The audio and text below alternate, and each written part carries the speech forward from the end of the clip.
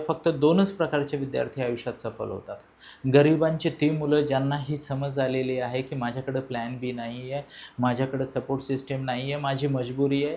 एकतर मला मेहनत करायची, प्रचंड पद्धतीनं मेहनत करून सफल व्हायचं आहे, नाहीतर आयुष्यभर अंग मेहनत करायची.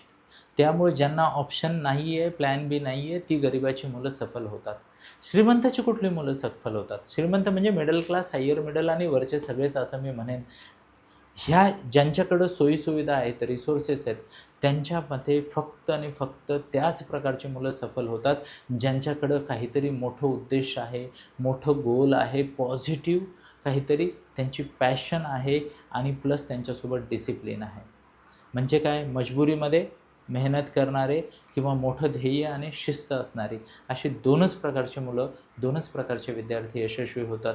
बाकीचे ॲव्हरेज राहतात किंवा आहे तिथून खाली घसरतात. काळजी घ्या मित्रांनो. धन्यवाद. जय श्री कृष्ण.